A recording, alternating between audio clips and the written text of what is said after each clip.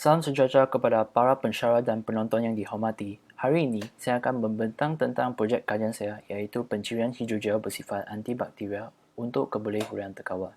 Dan tujuan saya membuat kajian ini adalah kerana saya berasa hijau gel mempunyai banyak potensi yang masih belum dikaji selidik secara terperinci. Contohnya, berdasarkan artikel daripada Kandemia pada tahun 2018, beliau menyatakan hijau gel yang dijana daripada bahan selulosa didapati mudah terurai apabila terkena patogen disebabkan tiada sifat antibakteria pada hijau gel tersebut, di mana saya akan menjelaskan sebentar nanti.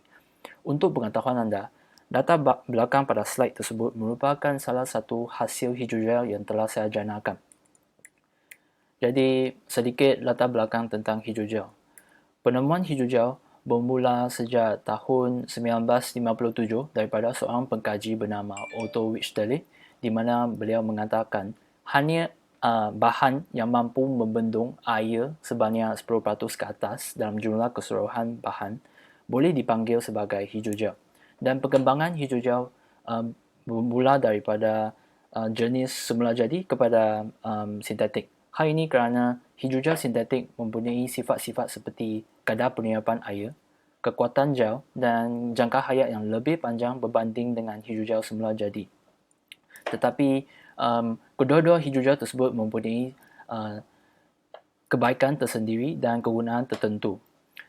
Dan kelebihan hijau gel termasuk biosolasi yang tinggi, kekuatan mekanikal yang tinggi dan struktur beliang yang seragam. Hijau gel juga sesuai untuk kegunaan pengubatan luka, pertanian dan sistem pengantaran ubat pada badan. Untuk pemasaran kajian, saya akan teruskan dengan masalah yang kedua kerana saya telah menjelaskan yang pertama tadi. Pencirian tentang kesan antara ejen pauk silang yang berbeza terhadap tahap penguraian hijau gel masih kurang dikaji selidik dengan teliti. Kerana kepekatan ejen pauk silang dalam penjanaan hijau gel akan memberi kesan terhadap sifat hijau gel tersebut. Contohnya, kalau kepekatan dalam penjanaan hijau gel kepekatan ejen pauk silang dalam penjanaan hijau gel terlalu tinggi, ini akan menjadikan hijau gel tersebut terlalu keras. Begitu juga dengan sebaliknya apabila kepekatan ejen pauk silang terlalu rendah. Jadi, kita perlu menentukan kepekatan optimum yang paling sesuai untuk kegunaan tertentu. Soalan penelitian termasuk adakah sifat antibakteria daripada alginat dan ketosan dalam hijau gel mampu menentang patogen dan mengawal kadar penguraian hijau gel. Dan apakah kepekatan ejen pauk silang yang akan memberi kesan optimum terhadap hijau gel.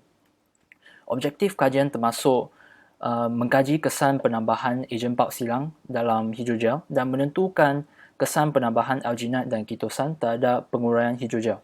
Hipotesis yang saya dapat untuk kajian ini ialah kepekatan ejen pauk silang yang berbeza akan mempengaruhi kadar penguraian hijau gel dan penambahan alginat dan ketosan mampu memberi kesan antibakteria dan mengawal kadar penguraian hijau gel. Jadi, cara membuat hijau gel bermula dengan menimbang bahan mentah iaitu kapas linter, dan disebabkan kapas linter mempunyai berat molekul yang tinggi, jadi mereka perlu menjalani proses hidrolisis asid terdahulu untuk merendahkan berat molekul dengan menggunakan asid sulfurik. Kemudian, kapas linter dikeringkan dalam oven ataupun ketuha selama 1 hari. Seterusnya, disebabkan selulosa mempunyai tahap penghaburan yang tinggi, mereka juga perlu menjalankan proses pembubaran dengan menggunakan natrium hidroksida dan urea supaya mereka boleh melarut.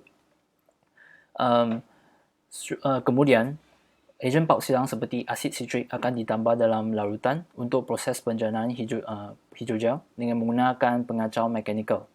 Selepas kacau, serbuk ketosan akan ditambah dalam larutan dan dikacau sehingga mendapat larutan likat yang kuning.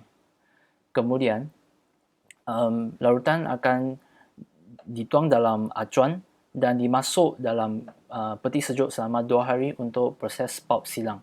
Akhirnya, hijau gel boleh dibawa untuk proses analisis.